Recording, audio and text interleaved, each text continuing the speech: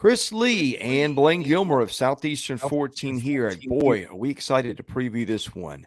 Tennessee's trip to Bryant-Denny Stadium in Tuscaloosa, Alabama to face the Crimson Tide, one of the better rivalries in college football. Of course, a year ago, Tennessee won that game in Knoxville in one of the best games of the college football season. You can catch this one on CBS at 2:30 Central. You've got a line in this one of Alabama minus 9.5 as we do this on Sunday night, and the over-under of 48, making for a predicted final score of 29-19 Alabama. What do the computers say? ESPN FPI has Alabama by 11, SP Plus, Alabama by 6. Team rankings, Alabama by 7, Jeff Sagarin, Alabama by 7. So average all together, Alabama around an 8-point favorite. The Vols, of course, last week got their biggest win of the season, beating Texas A&M, and Alabama made it more interesting than it needed to, but hung on to beat Arkansas. We've got a battle of teams with some major strengths and some big-time question marks, and it all comes together. And just, again, cannot wait to see how this one plays out. Chris, when you're talking about interesting factoids and just developments around games, look at the graphic there. The over-under this summer on this game was 66.5 when it opened up. That just talk about the perception of how these two teams has changed. Everybody was like, oh, Joe Milton is going to just sling the ball over the yard. He's like Uncle Rico. He can throw it over them there mountains, and they're just going to, it's going to be Ramel Keaton and Squirrel White and all these guys just pew everywhere. And they have the least dead last in the SEC in explosive passes this year. Wow. Last in the conference. Their running game is very good. They're playing a good brand of defense. And Alabama, the same thing. They're kind of up and down offensively, playing really, really good defense. So you can see that movement there to 48 on the over-under. I thought that was just a good synopsis and a good barometer of, okay, that's just how much these teams have changed identity-wise and perception-wise from back when these early lines went out in the summer to now, Chris. Well, and I saw the over-under at 52 when it came out Saturday afternoon around lunch. Thinking like a rock. Yeah, really. I was shocked when you told me the one that it settled on for tonight. But all right, let's talk about the Vols on offense against Alabama's defense. Here are the numbers. Tennessee averaging 36.5 points a game. Alabama allowing 16 even. Yards per play for Tennessee, 6.6 per snap. Same on run plays, 6.7 on pass plays. And again, those take sacks out of the equation. Alabama, 4.5 yards a snap. That is elite. 4.4 yards per rushing play, just 4.5 per passing play. Bama forcing turnovers at a 2% rate. Tennessee coughing it up at a 1.7% rate. And, Alabama's defense really gets after it. I think was 31 sacks. The Vols don't give them up. So you got Dallas Turner and those guys have just been elite in terms of getting after the passer. We have documented Tennessee's problems in the passing game, but the running game has been stellar. They've got about 3 backs who can tote it. Plus they got Joe Milton, who's not afraid to put his shoulder down and try to truck someone. I think you're going to want to know what Tennessee's going to do, and I think that's going to be run the ball, which it does 51% of the time. Yeah, and here's the thing, when you're talking about crowd noise and all that kind of stuff, this game being in Bryant-Denny Stadium, how does that impact things? Because, Chris, what we saw, when Florida went down to the Swamp was not a good offensive performance at all. Joe Milton, the Florida pass rush was able to get to him, affect him a couple of times. He made some bad decisions with the football. They weren't able to run well, on the road either there, but he played not very well at home against Texas A&M. Joe Milton. Now, some of these were the receiver's fault, like Ramel Keaton dropped a touchdown pass that should have he should have been a walk-in touchdown. He dropped it right in his hand. So that one's not on Joe Milton. But 11 of 22 on the day, 100 yards passing, not something you envision from a Josh Heupel team. Now, they did have 232 rushing yards against a very good Texas A&M defensive front, albeit with Edgerrin Cooper and Walter Nolan out for a good portion of that game. So I think that's something to look at there too, Chris. But I think you're looking at more of an old school Alabama type defense here with Deontay Lawson, Jaheim Otis, all these guys in the middle. And then of course we know what Braswell and Turner can do on the edges of it. But I think when you're talking about weakness against strength, you're looking at that Tennessee pass game, Chris, versus if you haven't had success going into this game, good luck having it against Caleb Downs, Malachi Moore, Terrion Arnold, and Kool-Aid McKinstry, because I don't think you can find a secondary that's playing much better than those guys right now.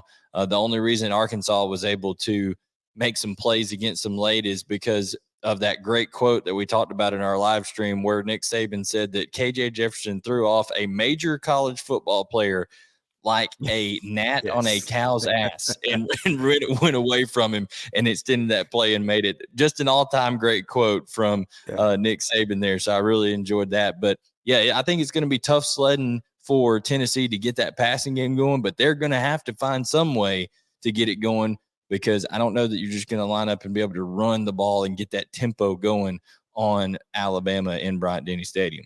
Well, I've got a correction and then an observation on Tennessee's offense. Okay, Alabama has given up 31 sacks. It has 26 sacks. So actually it is giving up 4.2 per run play, 4.8 per pass play. So my apologies for that. But look, Tennessee's offense with Mays back at center, I really like the way that offensive line handled Texas A&M. I got to watch a good bit of that ball game. Again, I know Joe Milton's got his struggles and all that, but I think if Tennessee can go ball control, it runs at 51% of the time and get just enough. That is going to be the path to victory. Now, I feel like the offensive line, which has only given up 6 sacks all year, is even better with him back. Yeah, and here's the thing. You talked about controlling the line of scrimmage, especially with Mays back at center. An advanced metric you can look at for that is called line yards. And line yards means on rushing plays, how many yards is the offensive line responsible for on the average of a play. Tennessee, Chris, is one of the higher ones in the country, 3.33 yards, line yards for the offensive line. That means they're getting a really good push and they're resetting the line of scrimmage. So that I think that's something to be encouraged by if you're a Tennessee fan. But the predicted points added for as a team for Tennessee, 0.227. That's well below the league average. They're just not being explosive enough in the passing game. Eventually, you have to have explosives. And the reason is because it is just hard to go on 10, 12 play drives and not make a mistake. And just at this level in SEC against SEC defenses, you got to have some explosives to get the ball into the end zone. And part of the problem for Tennessee has been that they have not been able to convert on opportunities. Tennessee, in terms of scoring opportunities, a scoring opportunity considered when you get inside your opponent's 40-yard line. They've had 42 of those this year. Their average points per opportunity, Chris, is 3.6. So that's just over a field goal. They're not turning them into touchdowns frequently enough. And that's the difference between Tennessee's offense this year and last year. Yeah, and here's another thing. If you're Tennessee, you need to stay ahead of the chains, because if you get into 3rd and 8, 3rd and 9, again, the offensive line has been pretty good in protection, but you're not going to face probably guys like you will face in Dallas Turner and those guys. And number two, I don't know how much you want to be putting it up against Kool-Aid McKinstry, Caleb Downs, all those guys. I mean, they've got an elite secondary. And I know Milton just thrown 3 picks all year, but, some of those errant throws could find some hands against this defense. Well, I just think it was indicative of what you saw at times in that game, just how much Josh Heupel did or did not trust Joe Milton, because there was downs and distances last year where there was no doubt Hendon Hooker would have been putting the ball up in the air. And sometimes they just, it's third and 12. And they said, all right, well, we're just going to run it right here. A little draw play or a little inside handoff, something like that. And I just think that's indicative of not having great trust in him right now. And we'll see if how that plays out on the road. But it's going to be a raucous environment. And this Tennessee this Tennessee offense, I think, is going to have to find ways to have extensions of the run game, whether it's slip screens, whether it's end arounds, things like that, with some of those receivers and playmakers to keep that Alabama defense honest. Because if they can just focus on trying to stop Jaylen Wright, Dylan Sampson, Jabari Small in that run game, and don't have to worry about much on the back end, then it could be a long night in terms of offensively for Tennessee. Yeah, well, the Vols defense pretty good itself. It's not quite Alabama, but we have talked about Tennessee just really being able to get after the passer. Vols allowing 17 points a game. They have gotten, let me make sure this is up to date. Sacks so far for Tennessee, bear with me, 24. And honestly, it feels like more than that. Because they have just really gotten after teams at times. Spencer Rattler can tell you some stories there. That they've been pretty good against the run, pretty good against the pass. Alabama has gone for 5.2 yards per rushing play, 6.9 per passing play, turned it over just 1.4% of the time. So that's been good. Tennessee forcing turnovers at a little bit under a 2% rate. We've said it time and time again, Tennessee's defense can cause all kinds of disruption. And boy, Alabama is on a streak of allowing 4 sacks. And what was it? 3, 4, 5, 6 straight games in a row. I've lost count by now, but it is just so un-Alabama like. It is astonishing. But yet Jalen Milroe is getting better. They've got some playmakers, and I think this side is going to be very interesting too. Yeah, part of the reason that it's a struggle for Alabama is because Caden Proctor at left tackle just continues to get abused as a true freshman there for Alabama. It just gets beat time after time. Landon Jackson dominated him, at different times in that game on Arkansas's defense in this game this past Saturday. So I think that is a issue there, and they've tried to play Elijah Pritchett some. That hasn't worked much better. At left tackle, and that's just not a good position to not have a quality, starter at right now. Chris is at left tackle. They've also had problems with bad snaps from McLaughlin there at center time and time again. It seems like at least 1 or 2 a game. So those are just mind-boggling things that you normally don't expect out of a Nick Saban team.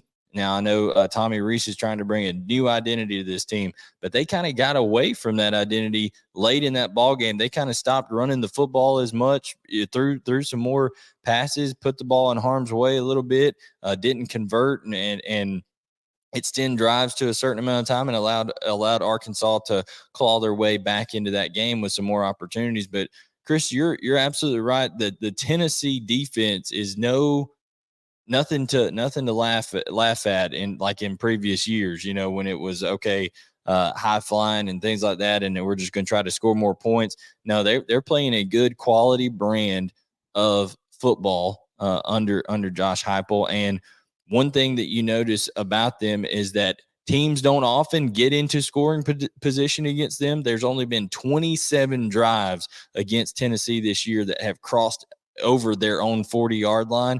And Chris, on that, the average points per opportunity they're allowing is 2.8, which is elite, less than a field goal in those opportunities. So Tennessee is doing a really good job of not allowing people to convert opportunities where they drive into their territory into points. That's really, really good. And I think, like you said, the havoc is up there. Their defensive stuff rate, 22% of the time, they're stopping people's opponents' runs at or behind the line of scrimmage. So a very salty defensive front for Tennessee. They are a little susceptible in the back end, and we know Alabama's kind of become a shot offense where they're taking deep shots, and it's kind of hit or miss sometimes. They're going to have to keep an eye on Jermaine Burton. But I think that is going to be an interesting matchup, that defensive front of Tennessee versus a struggling, at times, Alabama offensive line. All right, Blayne, should be a dandy. I think the movement on the over-under is interesting. I think this will be a defensive struggle. I just don't bet against Nick Saban and Tuscaloosa, although he's lost one there to Texas already. But I just think that Alabama has gotten a little bit better. Tennessee's a fine football team, but I think this one probably goes wherever the home venue is. And in this case, it's in Tuscaloosa. Therefore, I'm going with Alabama. Yeah, I think when people tell you who they are, you listen to them. And time again, Joe Milton has shown us that he's just not the guy capable of taking Tennessee to that next level. He laid an egg on the road against Florida. He's lost the job, a couple times at Michigan, and then once to Hendon Hooker at Tennessee, and now has had different times where he struggled. This offense is not explosive enough to be able to do what you need to do to go into Bryant-Denny Stadium and win. I think that crowd makes a big difference. I think Jalen Milroe, ends up making enough plays against what I'd consider a good Tennessee defense. And I think Alabama wins this football game more so by the legs of Jalen Milroe making some plays outside the pocket, and then some off-schedule stuff to Jermaine Burton, Isaiah Bond, some of those guys down the field. I like Alabama to win. I'm not sure they cover just because I think it will be kind of a rock fight at different times, but I like Alabama to win this game. All right, can't wait to see it. We'll recap it later on Saturday night. Best way to catch that is to hit the subscribe button to our channel and enable your notifications. For Blayne Gilmer, I'm Chris Lee. We're Southeastern 14. Thanks for watching. We'll see you again soon with more SEC football content.